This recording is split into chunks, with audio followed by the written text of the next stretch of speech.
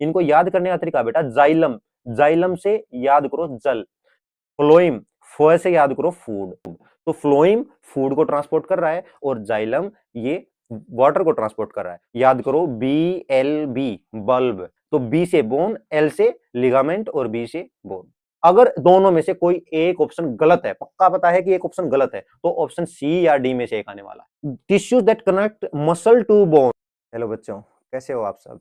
आशा करता हूँ आप सब बहुत अच्छे होंगे और आपकी पढ़ाई भी बहुत जोरों से चल रही होगी। सीरीज में आज हम चैप्टर नंबर 6 को कवर करेंगे, जिसके अंदर हम टिश्यू के बारे में पढ़ने वाले हैं। ऑलरेडी हम 5 चैप्टर कर चुके हैं, उन पांचों चैप्टर के नोट्स भी मैं अपलोड कर चुका हूं, तो आप टेलीग्राम चैनल से उन नोट्स को देख सकते हैं। लास्ट टाइम में आपको नोट्स को ही रिवाइज करना है, लेकिन एक बार, कम से कम एक बार इन वीडियोज को गो थ्रू जरूर कर लेना है। इसके साथ उसके अंदर मैंने क्वेश्चंस को भी इंक्लूड किया है, जिसके आंसर आपको कैसे लिखने हैं वो भी बताया है। अगर आप एक बार इन वीडियोज को देख लेंगे और उसके बाद में आप नोट्स को रिवाइज कर लेंगे लास्ट दिन, तो आपका काम पूरा हो जाएगा। स्टार्ट करते हैं टिश्यू से। सबसे पहला क्वेश्चन आपसे पूछा जा सकता है कि टिश्यू को डिफाइन करो। तो डिफाइन करने के लिए आप इसी चीज की बात करोगे कि ये ग्रुप होता है सिमिलर सेल्स का, जो कि परफॉर्म करते हैं सिमिलर फंक्शन। सेल का आपको मैंने बताया था कि जो एक सिंगल सेल होती है उसके अंदर बहुत सारे सेल ऑर्गेनल्स होते हैं, वो सारे अपना अपना काम करके उस पूरी सेल को फंक्शनेबल बनाते हैं। और एक एक सेल मिलकर जब काम करती है तो हमारा पूरा ऑर्गन सिस्टम काम करता है। जब एक ही सेल है और वही सारे काम करने लग रही है, तो उसे बोल दिया था कि ये यूनिसेलुलर ऑर्गेनिज्म है। लेकिन एक से ज्यादा अगर सेल है और वो मिलकर काम करने लग रही हैं, तो उसे बोला जाता है मल्टी सेलुलर ऑर्गेनिज्म। तो टिश्यूज क्या होते हैं, वो एक सेल नहीं होती। जब एक टाइप की सेल आकर इकट्ठी होकर एक ग्रुप में काम करती हैं, तो उसे टिश्यू कहा जाएगा। अब इसका इंपॉर्टेंस क्या होती है? इंपॉर्टेंस सबसे पहले ये हेल्प करता है डिवीजन ऑफ लेबर में। मतलब बहुत सारे काम करने पड़ रहे हैं। अगर आप ह्यूमन बींग्स को देख लीजिए, आप कितने सारे काम कर रहे हो एक साथ में। अभी आप सुन भी रहे हो, देख भी रहे हो, सोच भी रहे हो, आपका हार्ट भी अपने ब्लड को पंप करने लग रहा है। तो इन सब कामों को करने के लिए अलग अलग टिश्यूज लगे हुए हैं, और ये अलग अलग टिश्यू जो अलग अलग काम कर रहे हैं, तो ये काम बांट दिया गया है। इसलिए ये हेल्प कर रहा है टिश्यू किसमें? डिवीजन ऑफ लेबर में। और डिवीजन ऑफ लेबर करने के कारण क्या फायदा हुआ कि इनकी जो क्षमता है, इनकी जो एफिशिएंसी है, वो बढ़ गई है।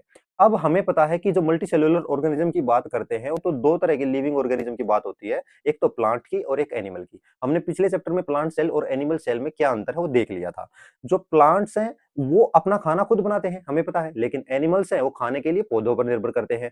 कि प्लांट और एनिमल टिश्यूज के काम अलग अलग हैं, तो उनका जो टिश्यूज का स्ट्रक्चर होगा वो भी अलग अलग होगा। तो हम पहले पढ़ेंगे प्लांट टिश्यू के बारे में और फिर पढ़ेंगे एनिमल टिश्यू के बारे में। प्लांट टिश्यू में ज्यादा डेड टिश्यूज होते हैं, पढ़ेंगे कि कौन सा टिश्यू इसमें लिविंग मिलता है, कौन सा टिश्यूज डेड मिलता है। और एनिमल्स के अंदर जो होता है वो मैक्सिमम लिविंग टिश्यूज ही पाए जाते हैं। तो सबसे पहले यहाँ पे इनके डिफरेंस से अगर पूछ लिया जाए, तो मैंने जो रेड कलर में कर रखे हैं ना, ये जरूर पढ़ ले। हालांकि मैंने इंपॉर्टेंट पॉइंट्स को ही इन स्लाइड्स में लिया है, लेकिन उसके अंदर भी मैंने कोशिश की है कि अगर आप मिनिमम उतना कर लोगे तो भी काम चल जाएगा। तो सबसे पहले आप ग्रोथ को देखो, तो प्लांट्स की जो ग्रोथ है वो लिख दो यहाँ पे। अगर कोई चीज इसकी यहाँ की जो चौड़ाई है, मतलब जिसे गर्थ बोल देते हैं, कोई यहाँ काम कर रहा है, कोई ऊपर बढ़ाने में काम कर रहा है, कोई कोई टिश्यूज नीचे लेकर जाने में काम कर रहा है। लेकिन इसकी जो एनिमल टिश्यूज की है वो यूनिफॉर्म होगी। ऐसा नहीं है कि एक हाथ बहुत ज्यादा लंबा बढ़ गया है, दूसरा हाथ छोटा रह गया है। सब जो यूनिफॉर्मिटी है। दूसरी बात बता दो कि सेल वॉल, क्योंकि सेल वॉल प्लांट सेल में प्रेजेंट होती है, लेकिन एनिमल सेल में एब्सेंट होती है। तो यहाँ भी वही बात लिखने की, जो प्लांट टिश्यूज है उनमें जो सेल वॉल है वो प्रेजेंट होती है, और जो एनिमल टिश्यूज है उनमें एब्सेंट होती है। टाइप बता दो। टाइप होता है मेरिस्टेमेटिक और परमानेंट टिश्यू। आगे एक एक के बारे में पढ़ने वाले हैं। और इसका टाइप बता दो, एपिथेलियल, कनेक्टिव, मस्कुलर और नर्वस। यही जो जितने टाइप बता दिए ना, इन्हीं के बारे में ये सारा चैप्टर है। फंक्शन बता दो क्या है। प्लांट के टिश्यूज उसको क्या कर रहे होंगे? उसके जो खाने को, पानी को ट्रांसपोर्ट कर रहे होंगे। कुछ टिश्यूज उसको सहारा देने लग रहे होंगे कि ये एक जगह पर खड़ा रहे, गिरे नहीं। और फोटोसिंथेसिस, पौधे को खाना बनाने की जो प्रक्रिया है उसको पूरा कर रहे होंगे। दूसरी तरफ अगर एनिमल्स के टिश्यूज की बात करें, तो उसको मूवमेंट में हेल्प करवा रहे होंगे, प्रोटेक्शन दे रहे होंगे। वस्कुलर टिश्यूज जाइलम और फ्लोएम होते हैं ट्रांसपोर्ट के लिए। एनिमल्स के अंदर ब्लड होता है ट्रांसपोर्ट करवाने के लिए। वस्कुलर टिश्यूज होते हैं बेटा, वस्कुलर होता है जैसे पाइप सी होती है ना, पाइप टाइप। तो पाइप जैसी होती है, नली टाइप होती है स्ट्रक्चर इनका। और इसके अंदर क्या होता है, ये कुछ ट्रांसपोर्ट कर रहे होते हैं। तो वस्कुलर टिश्यूज प्लांट के अंदर हो गए जाइलम और फ्लोएम, और एनिमल के अंदर हो गए बेटा ब्लड।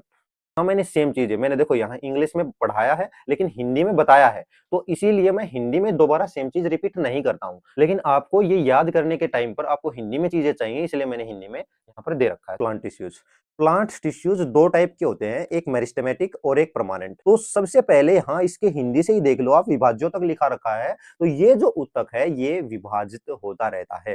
तो मेरिस्टेमेटिक टिश्यूज़, इनमें सेल डिवाइड होगा, ये ग्रोथ में काम आएँगे। दूसरा है परमानेंट टिश्यू, परमानेंट का मतलब है कि परमानेंट हो गए, अब ये सेल डिवाइड नहीं करेंगे। सबसे पहले हम पढ़ लेते हैं मेरिस्टेमेटिक टिश्यूज के बारे में। देखो, मेरिस्टेमेटिक टिश्यूज कहाँ है? जहाँ पर ग्रोइंग पार्ट्स पाए जाते हैं, जहाँ-जहाँ से उस प्लांट की ग्रोथ होने वाली है। अब ग्रोथ कहाँ-कहाँ से होगी? या तो वो ऊपर बढ़ रहा होगा, या उसकी जड़ें बढ़ रही होंगी, या फिर उसकी मोटाई बढ़ रही होगी। यही होगा ना? तो इसमें देखो, जो ये एपिकल मेरिस्टेम है, या तो ये इसके टिप पर है, या फिर रूट के टिप पर होगी। जहाँ पर टिप होगी ना, वहाँ पर ये उसको बढ़ा रहा होगा। तो जो ग्रोइंग पार्ट्स हैं, अगर केवल ये ग्रोइंग पार्ट्स हम ऊपर वाले की बात करें, टिप की बात करें, तो वहाँ होता है एपिकल। हिंदी वाले में बिल्कुल अच्छे से लिखा हुआ शीर्षस्थ। ऐसे टिश्यूज जो कि उसके शीर्ष पर उपस्थित है, उसे कहते हैं एपिकल टिश्यू, मतलब टॉप पर है, वहाँ पर ग्रो करने लग रहे हैं। दूसरा है लेटरल, पार्श्वीय। लेटरल टिश्यू देखो, ये बगल में है इसके, यहाँ पर है। यहाँ पर जो टिश्यूज है, वो क्या काम कर रहे हैं बेटा, इसको इस तरफ और इस तरफ, इसकी गर्थ को बढ़ाने लग रहे हैं, इसकी मोटाई को बढ़ाने लग रहे हैं। तो ऐसे टिश्यूज होंगे लेटरल टिश्यूज। अब इंटरकैलरी टिश्यूज, अंतर्वर्ती टिश्यूज, आपने गन्ना देखा है कि इसके बीच में ये है इंटरनोड, मतलब 2 नोड के बीच की प्लेस।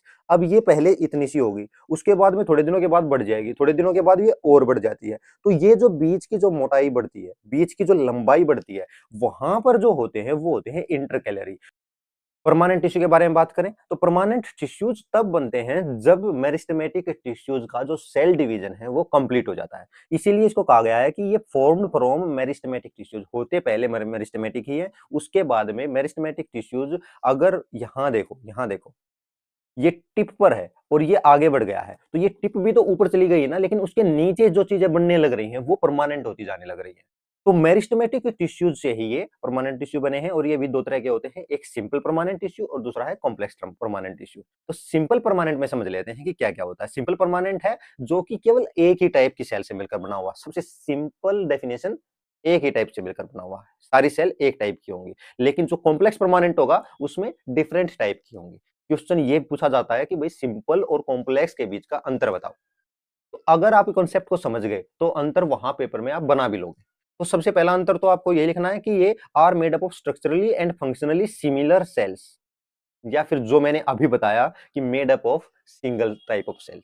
ये लिख दो सिंपल भाषा में, तो भी नंबर आपको पूरे मिलेंगे। That have lost their ability to divide, permanent है इसीलिए एबिलिटी टू डिवाइड को लॉस्ट कर चुके हैं, अब ये डिवाइड नहीं हो सकते, लेकिन एक ही टाइप की सेल से मिलकर बने हुए हैं, इन्हें सिंपल बोलते हैं, simple tissue. These tissues provide support, storage and protection in plants. इसके जितने टाइप होंगे, या तो वो स्टोर कर रहे होंगे, या सपोर्ट कर रहे होंगे, या फिर उसको प्रोटेक्ट कर रहे होंगे। तो अगर किसी भी टाइप की सिंपल परमानेंट टिश्यूज का कोई भी टाइप पूछ लिया जाए, तो उसके फंक्शन में यही लिख दो। मेन काम इनका एक-एक याद करना आपको। जैसे कि पेरेन्काइमा का काम है फूड स्टोरेज का। कोलेनकाइमा का काम याद रखना है कि ये फ्लेक्सिबिलिटी प्रदान करता है कि ये जो पत्ते हैं ना, पत्ते, यहाँ इसके इस डंठल पर होता है, यहाँ होते हैं ये, जिसके कारण ये पत्ते हिलते रहते हैं, लेकिन फिर भी ये पत्ते यहाँ आसानी से नहीं टूटते हैं इसमें से, क्योंकि इसके बीच में फ्लेक्सिबिलिटी जो प्रदान की है, उस दी है, ये दी है कोलेनकाइमा ने। अब स्क्लेरेनकाइमा क्या करता है, जैसे इसके बीज वगैरह होते हैं, उनमें जो हार्डनेस है, नारियल लोगे उसके चारों तरफ जो हस्क होता है उसका, वो कितना टाइट होता है, तो उसके अंदर कौन है, उसके अंदर स्क्लेरेनकाइमा। तो ये प्रोटेक्शन का काम करने लग रहा है, ये फ्लेक्सिबिलिटी का काम कर रहा है, ये फूड स्टोरेज का काम कर रहा है। ठीक है, तो ये तीनों इनके मेन काम आप याद कर लो, बस प्रोटेक्शन और हार्डनेस। बस पेरेन्काइमा का स्ट्रक्चर याद कर लो कि ये लिविंग सेल होती हैं और लार्ज सेंट्रल वैक्यूल्स होते हैं, ये लिविंग है। आगे हम पढ़ेंगे कोलेनकाइमा, वो भी लिविंग है, लेकिन स्क्लेरेनकाइमा क्या होगा, वो डेड सेल से मिलकर बना होगा। तो एक डिफरेंस यहां से आ गया।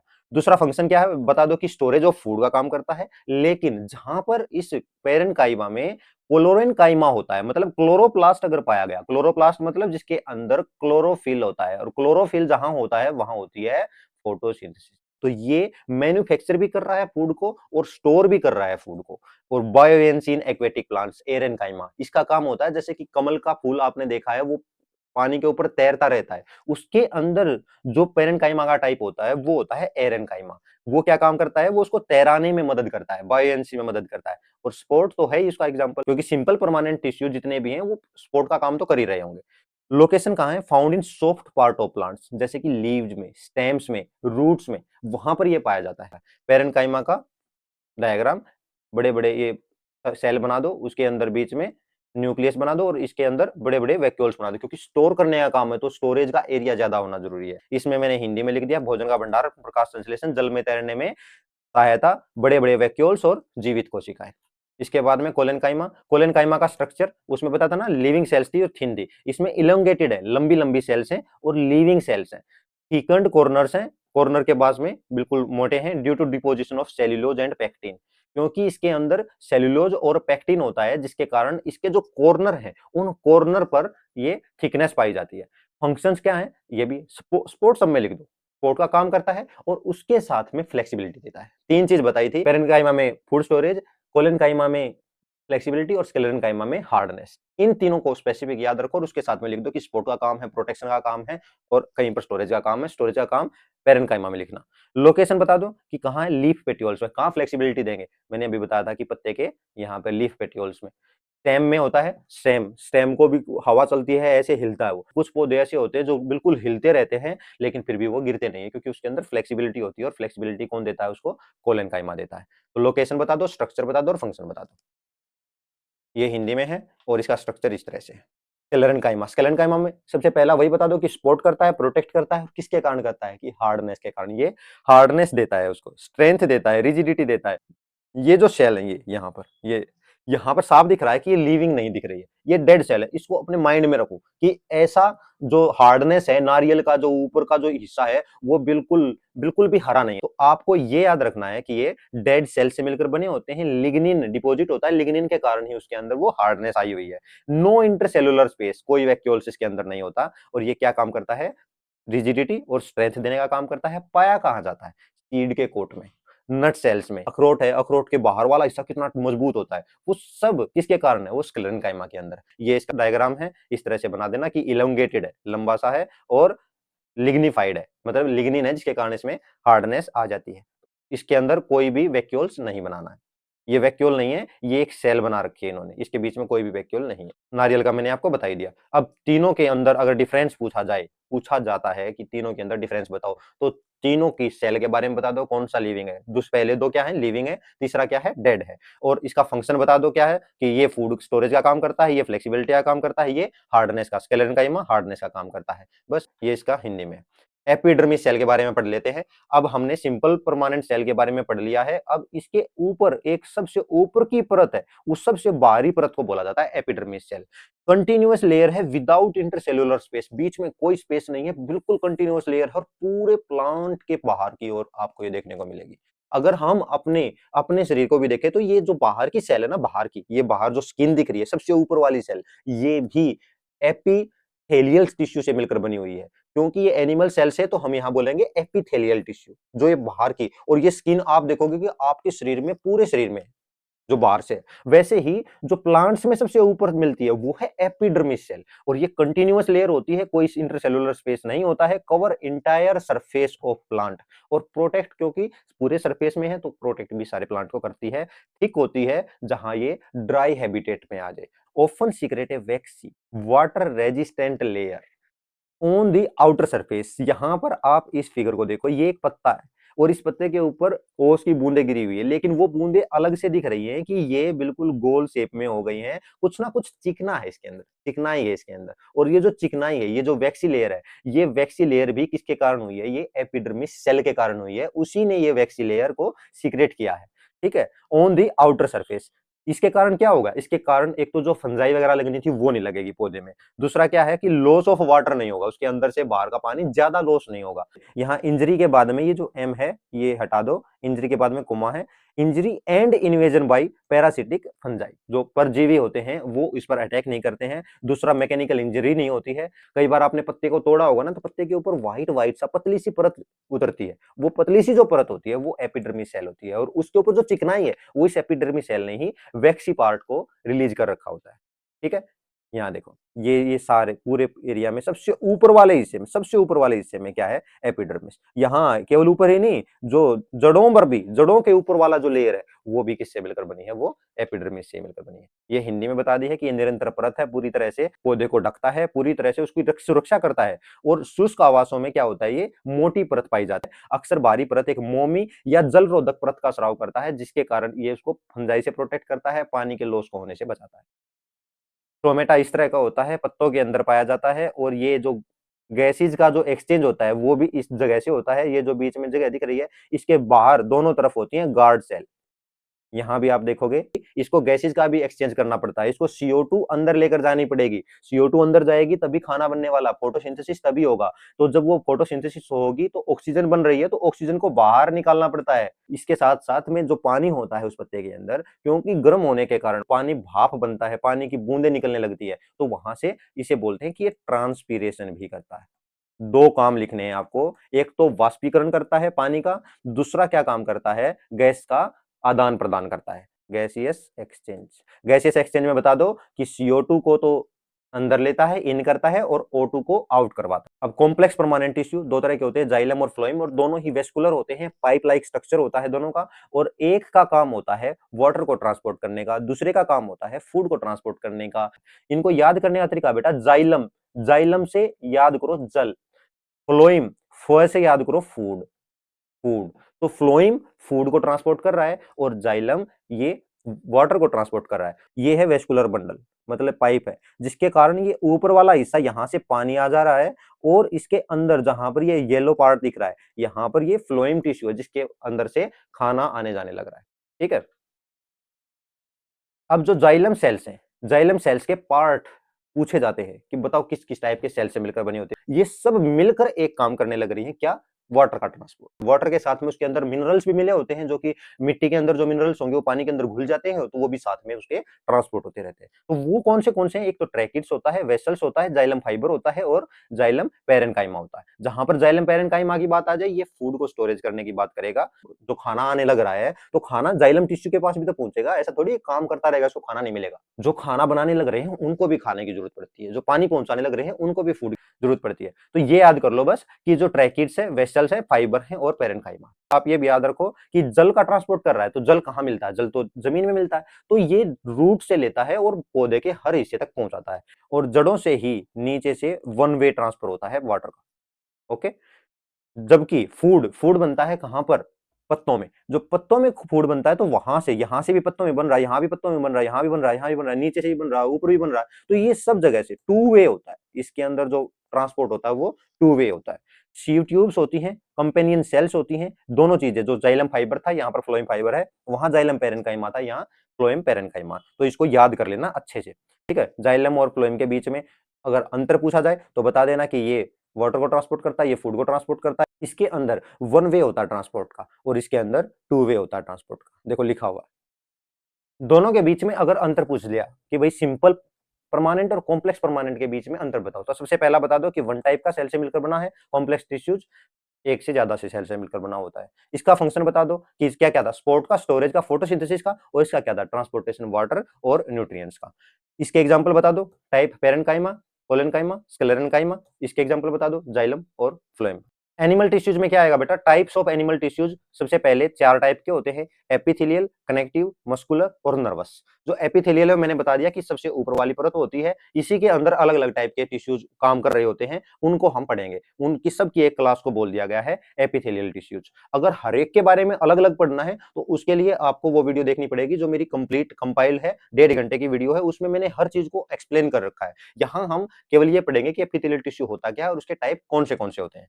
कनेक्टिव टिश्यूज कौन से होते हैं, जो कि कनेक्ट करते हैं। मस्कुलर टिश्यूज है, उनका अलग काम है, और नर्वस टिश्यू है, उनका अलग काम है। तो एक एक के बारे में अभी उनको पढ़ लेते हैं। सबसे पहले एपिथेलियल टिश्यूज। एपिथेलियल टिश्यू में क्या है, ये कवर करता है बॉडी सरफेस को, और इसके टाइप कौन से हैं, स्क्वेमस, क्यूबाइडल, कोलमनर और सिलिएटेड। कनेक्टिव टिश्यूज में क्या पढ़ोगे, कनेक्टिव टिश्यू सपोर्ट करता है और बाइंड करता है टिश्यूज को, एक दूसरे को सहारा देता है और एक दूसरे को जोड़ता है। जैसे ब्लड टिश्यू है, बोन है, लिगामेंट है, टेंडन है, कार्टिलेज है, एरियोलार है, एडिपोज। हर एक के बारे में अब पढ़ेंगे। ब्लड और बोन का काम क्या है, ब्लड का काम है ट्रांसपोर्ट करता है ये न्यूट्रिएंट्स को। न्यूट्रिएंट्स को ट्रांसफर करता है, ऑक्सीजन को ट्रांसफर करता है। उसके अलावा बोन का काम क्या है? स्ट्रक्चरल फ्रेमवर्क देने का। हमारे बॉडी को एक स्ट्रक्चर दे रखा है, वो किसने दिया है? वो दिया है बोन ने। बोन के बारे में थोड़ा-सा और पढ़ने वाले हैं, लेकिन पहले हम पढ़ लेते हैं लिगामेंट और टेंडन के बारे में। लिगामेंट क्या करता है? कनेक्ट करता है बोन से बोन को। कनेक्टिव टिश्यू है, कनेक्शन करने की बात करेगा, किसको किससे कनेक्ट कर रहा है? तो लिगामेंट करेगा बोन को बोन से और टेंडन करेगा मसल को बोन से। कैसे? इस तरह से। यहां पर है मसल और इस मसल को इस बोन से कनेक्ट करवाना है, तो इसमें जो टिश्यू आएगा ये आएगा टेंडन। ये कौन सा टिश्यू आ गया? Tendon tissue. और ये क्या है? ये है बोन, ये है मसल, ये है बोन और बीच में कौन आ गया? टेंडन। तो मसल को बोन से अगर मिलाना है तो वो है टेंडन का काम है। और लिगामेंट, यहां है लिगामेंट, ये भी बोन है और ये भी बोन है। तो इस बोन को इस बोन से मिलाने के लिए बीच में कौन आया? वो आया लिगामेंट। याद करो, BLB, बल्ब। अब पढ़ लेते हैं एरियोलार टिश्यू के बारे में। बेटा ये लूज कनेक्टिव टिश्यू होता है with fibres and different types of cell. Areolar tissue से आप ये याद रखना कि जहां जहां कोई स्पेस खाली है उसको भरने के लिए जो टिश्यू काम आता है वो आता है एरियोलार टिश्यू। तो ये कहां है? Found under the skin, between muscles, muscles के बीच में, और around blood vessels and nerves. जहां जहां सारी चीजें हैं उसको फिल करने के लिए, कोई वैक्यूम ना रह जाए, उसको भरने के लिए काम क्या करता है? ये एरियोलार टिश्यू काम करता है। ये कनेक्ट करता है डिफरेंट टिश्यूज को। अब क्योंकि अलग अलग टिश्यूज के बीच में देखो बिटवीन मसल्स है, अलग अलग मसल्स के बीच में आ गया। अंडर द स्किन है तो स्किन, बोन, कहीं भी अलग अलग टिश्यूज मिलेंगे ना, तो वहां पर उसके बीच में भी यही है। तो ये कनेक्ट करता है डिफरेंट टिश्यूज को, फिल करता है गैप को, कहां? Between organs, and provide support. तो उसके कारण क्या मिलती है? उसको सपोर्ट मिलती है। अगर बीच में खाली जगह हो जाएगी तो वो अपने आपस में धस सकते हैं ना, तो उसको मेंटेन करने के लिए, उस स्ट्रक्चर को मेंटेन करने के लिए ये एरियोलार टिश्यू काम करता है। ठीक है, यहां पर मैंने हिंदी में भी बता दिया सारी चीजें। एडिपोज टिश्यू, शरीर पे चर्बी चढ़ जाती है तो वहां पर जो टिश्यू बढ़ने लगता है वो बढ़ता है एडिपोज टिश्यू। ठीक है, इसका स्ट्रक्चर क्या है? ये made up of fat cells with very little space between them. इनमें बहुत कम स्पेस होता है। ठीक है, लोकेशन कहां है? Under the skin, around organs. वो जो फैटी लीवर हो गया है या फिर किडनी के आसपास में जो फैट है वो जमने लग गया है तो वहां पर ये ज्यादा पाया जाता है। Kidney, heart, under the skin. ठीक है, फंक्शन क्या है? Stores fat, keeps the body warm. बताते हैं ना कि जिसकी चर्बी मोटी होती है उसको गर्मी ज्यादा लगती है, तो ठंड में ठंड कम लगेगी क्योंकि उसका जो बॉडी वार्म करने के लिए फैट उसके पास अवेलेबल है। And protects organs by acting as a cushion. Bone tissue के बारे में पढ़ लेते हैं। बोन टिश्यू हार्ड होता है, स्ट्रॉन्ग कनेक्टिव टिश्यू होता है, made up of bone cells. Bone cell से मिलकर बना होता है जिसे ओस्टियोसाइट्स बोलते हैं। Embedded in solid matrix of calcium and phosphorus. Calcium और फास्फोरस के मैट्रिक्स बनने के बाद में, उनके आपस में जुड़ने के बाद में ही क्या बनती हैं? बोन बनती हैं। कहते हैं ना कि कैल्शियम की कमी हो गई है इसलिए बोन कमजोर हो गई है, वो इसीलिए कहते हैं क्योंकि उन्हीं से चीज से मिलकर बनी हुई है, कैल्शियम से ही मिलकर बनी हुई है बोन्स। और ये स्ट्रॉन्ग कनेक्टिव टिश्यू, ये कनेक्ट कर रहा है पूरे शरीर को एक दूसरे से। Location forms the skeleton of the body. इन्हीं बोन से मिलकर हमारा पूरा कंकाल बना है, स्केलेटन बना है। प्रेजेंट इन ऑल बोन्स, जितनी भी बोन्स हैं उन सब में बोन टिश्यू पाया जाता है। फंक्शन क्या है? शेप प्रोवाइड करना, सपोर्ट प्रोवाइड करना, प्रोटेक्ट करना इंटरनल ऑर्गन्स को, and helps the movement by working with muscles. Movement करने में मसल्स को, जो मसल सेल्स हैं, हार्ट को भी ये बचा कर रखता है, स्केलेटन के बीच में ही है ना वो भी, ताकि उस पर कोई असर ना जाए, तो उसकी सपोर्ट करने में, मूवमेंट करने में मदद कर रहा है। अब आ जाती है बात नर्वस टिश्यू की। तो नर्वस टिश्यू का काम क्या है? नर्वस टिश्यू है जहां पर सिग्नल पहुंचाता है। अगर आपके हाथ में थोड़ी सी सुई चुभ गई तो तुरंत हाथ हटा लेते हो। अगर कहीं पर गर्म तवे के ऊपर अगर आपका हाथ लग गया या फिर गर्म तुमने पतीला उठा लिया तो जैसे हाथ लगाते हो तुरंत हाथ पीछे हट जाता है। कितनी जल्दी सिग्नल गया। किसने कहा? हमारा कोई भी काम ब्रेन से संबंधित होता है। ब्रेन आदेश देता है, ब्रेन ऑर्डर देता है कि ये काम करो, वो काम करो, वो काम करो। लेकिन अगर उसमें डिले हो जाए तो काफी देर तक तो तुम उसको पकड़े रहोगे, पकड़ते पकड़ते फिर दिमाग तक जाएगी बात। देखो ये गर्म लग रहा है, तुम ऐसा करो, इस हाथ को हटा लो। फिर तुम हटाओगे, जब तक हटाओगे तब तक तो जल चुका होता है। इतना लेट नहीं हो सकता ना। ये लेट अगर हो गया तो गड़बड़ हो जाएगी। तो तुरंत रिफ्लेक्स एक्शन होता है, जैसे ही हाथ लगाया तुरंत हाथ हटा लिया पीछे। वो इसीलिए तुरंत हाथ पीछे हटा लिया बेटा, क्योंकि हमारा नर्वस सिस्टम बहुत मजबूत है। वो क्या करता है? वो सिग्नल्स को ट्रांसमिट करता है। और इस नर्वस टिश्यू की एक बेसिक यूनिट है जिसे न्यूरॉन बोलते हैं। और ये न्यूरॉन इतने लाखों करोड़ों में है कि इतने सारे एक दूसरे से मिले हुए हैं, और जैसे ही कहीं पर कोई सिग्नल होता है वो तुरंत पहुंचा दिया जाता है ब्रेन तक, और ब्रेन तक तुरंत एक्शन लिया जाता है कि ऐसा हो गया है उस एरिया में, तुरंत पहुंचाया जाता है कि वापस हटा ले, तुरंत हाथ हटा लेते हैं। तो वो नर्वस टिश्यू है। और इस न्यूरॉन सेल का स्ट्रक्चर बहुत बार पूछा जाता है। आपको क्या करना है? पहले केवल यहां पर बीच में न्यूक्लियस बनाना है, उसके बाद में यहां पर ये डेंड्राइट्स बनाने हैं, ऐसे ऐसे करके ये डेंड्राइट्स बन गए हैं। फिर इसके बाद में यहां पर एक्शन बनाना है, इस एक्शन के यहां पर माइलिन शीथ बनानी है और इसके बाद में ये एक्शन का टर्मिनल बनाना। ये है माइलिन शीथ, यहां पर देखो इसके बीच में यहां ये एक्शन है यहां पे, और ये है न्यूक्लियस, सेल की बॉडी है ये पूरी, ये डेंड्राइट्स है। ठीक है बेटा, इस तरह से अपना न्यूरॉन सेल का स्ट्रक्चर बना लेना। ये बहुत बार पूछा जाता है, मोस्ट मोस्ट इंपॉर्टेंट है, इसको तो रट लो, बना लेना कम से कम 4-5 बार, आने की संभावना बहुत ज्यादा है इसकी, और बहुत ही सिंपल होता है। अब कर लेते हैं क्वेश्चंस को। पहला ही क्वेश्चन है असर्शन रीजनिंग का, मैंने लिए हैं 2 क्वेश्चन, तो दोनों क्वेश्चन को ध्यान से पढ़ो ताकि आपको ये आसान लगने लग जाए, क्योंकि इसको देखने के लिए हम लगाते हैं बिकॉज। अगर बिकॉज लगाकर ये आंसर हो जाए कि ये क्वेश्चन है, इसका बिकॉज लगा दिया, उसका आंसर इसमें मिल रहा है, ये ऐसा हो रहा है क्योंकि ये रीजन में है, तो आएगा ऑप्शन ए। अगर बिकॉज लगाने के बाद में ऐसा लगे कोई तुक ही नहीं है एक दूसरे का, तो आएगा ऑप्शन बी कि दोनों ठीक है लेकिन कोई तुक नहीं बन रहा है एक दूसरे को मिलाने में। अगर दोनों में से कोई एक ऑप्शन गलत है, पक्का पता है कि एक ऑप्शन गलत है, तो ऑप्शन सी या डी में से एक आने वाला है। Xylem and phloem are complex permanent tissue. क्या जाइलम और फ्लोएम परमानेंट टिश्यू है? कॉम्प्लेक्स, यस, दोनों कॉम्प्लेक्स परमानेंट टिश्यू हैं इन प्लांट्स। रीजन बताओ, यहां पर ये पहला ये बिकॉज लगा दो, अगर ये ठीक होगा तो बिकॉज लगाओ, तो ए और बी में देखना है, लेकिन पहले पढ़ लेते हैं कि क्या ये ठीक है। Xylem transport food whereas phloem transport water, क्या ठीक है ये? क्या जाइलम फूड को ट्रांसपोर्ट करता है? नहीं, जाइलम तो जल को ट्रांसपोर्ट करता है, और फ्लोएम, फ से फ्लोएम, तो फ तो फूड के रिलेटेड है, तो फ्लोएम तो फूड को करता है, इसका मतलब आर गलत है। तो जिस भी ऑप्शन में ये आ जाए, सी या डी में से, क्योंकि एक गलत होते ही सी या डी में से ऑप्शन आने वाला। देखो मैंने बताया ना कि दोनों में से फॉल्स, देखो इसमें ए और आर दोनों ट्रू हैं, तो ये तो हो ही नहीं सकता, एक गलत हो रखा है। ए और आर दोनों ट्रू हैं, ये भी नहीं हो सकता क्योंकि एक गलत हो रखा है। गलत कौन सा हो रखा है? ए तो ठीक है और आर गलत है, तो आर गलत किस में है? ये रहा, R is false, A is true, ये उत्तर है इसका। क्योंकि डी में क्या है, ए को गलत बता रखा है, लेकिन ये तो आंसर गलत हो जाएगा, तो सी आंसर है, इसका आंसर हो जाएगा C. Answer C, A is true but R is false. क्यों? पेपर में एक्सप्लेनेशन देने की जरूरत नहीं है, केवल ऑप्शन बताना है कि ये ऑप्शन सी है या ऑप्शन डी है इसमें से। तो एक्सप्लेन कर दो कि जाइलम ट्रांसपोर्ट करता है वाटर एंड मिनरल्स को, वेयरएज फ्लोएम ट्रांसपोर्ट करता है फूड को इन प्लांट्स। ठीक है, अगर आपको पक्का पता है कि इसका आंसर ये है, तो आप एक्सप्लेन भी कर दो बेशक, ताकि वो एक अच्छा इंप्रेशन जाएगा कि हाँ बच्चे को इतना पता है। क्वेश्चन नंबर 2 है, cardiac muscle work continuously without fatigue. Cardiac muscle लगातार काम करती रहती है, यही तो है, जिस दिन हार्ट रुक जाता है उस दिन तो जिंदगी रुक जाती है, तो ये कंटिन्यूअसली काम करता रहता, तो ए तो है ट्रू।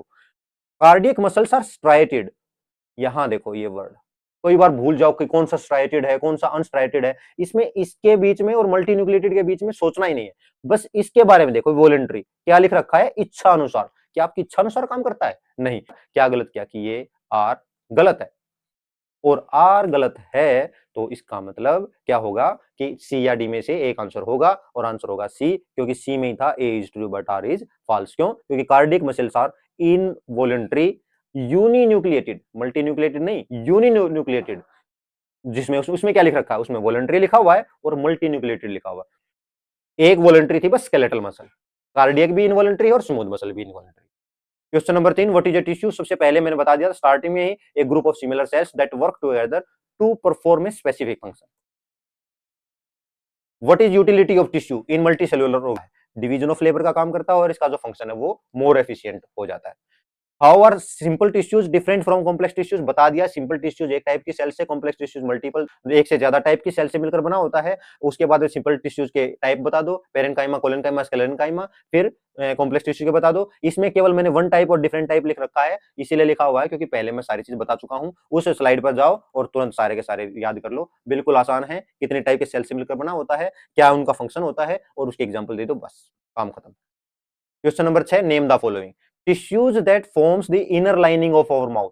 इनर लाइनिंग, अंदर की, इंटरनल ऑर्गन नहीं बता रहे, इनर लाइनिंग। अब हमारी जो जो बक्कल कैविटी है, इसके चारों तरफ जो बाहर की जो लेयर है वो किससे मिलकर बनी हुई? स्किन है ना, वो भी एक तरह की, वो जो स्किन है, तो बाहर की जो चीज होगी वो क्या आएगी? वो epithelial tissue. Tissues that connect muscle to bone, मैंने क्या बताया था? एमटीबी, मतलब से एमटीबी, मसल टू बोन, इसी से याद कर लो, muscle to bone, MTB. T से टेंडन है, टू नहीं है यहाँ पे, टी का मतलब टेंडन है, मसल टू बोन एमटीबी, और टेंडन टी से टी। अगर यहां पर वो आ जाता, उसमें क्या बताया था, बल्ब बताया था, बोन टू बोन, इसमें बताया था बल्ब, याद रखो BLB, ठीक है, उसमें लिगामेंट आ जाता। Tissue that transports food in plants, कौन सा ट्रांसपोर्ट करता है, कौन सा टिश्यू ट्रांसपोर्ट करता है फूड को, phloem. Tissue that stores fat in our body, हमारी बॉडी में फैट कौन स्टोर करता है, एडिपोज टिश्यू, बताया था आपको। Connective tissue with a fluid matrix, हमारे शरीर में कौन सा कनेक्टिव टिश्यू है जो कि फ्लूइड मैट्रिक्स से होता है, मतलब फ्लूइड फॉर्म में होता है, वो कौन है, ब्लड। ठीक है, बहुत इंपॉर्टेंट है, पांचों के पांचों, बिल्कुल अच्छे से याद कर लेना। इस तरह से हमने इस चैप्टर को कंप्लीट कर लिया है। मिलते हैं नेक्स्ट वीडियो में जल्दी ही। आप बने रहिए स्लाइसिंग साइंस के साथ। अगर आपको ये वीडियो अच्छी लगे तो लाइक जरूर करना, कमेंट करके अपने सजेशन दे देना, नोट्स को डाउनलोड कर लेना टेलीग्राम चैनल पे जाके। टेलीग्राम चैनल का लिंक मैं आपको डिस्क्रिप्शन में दे दूंगा। Thank you very much. जय हिंद, जय भारत।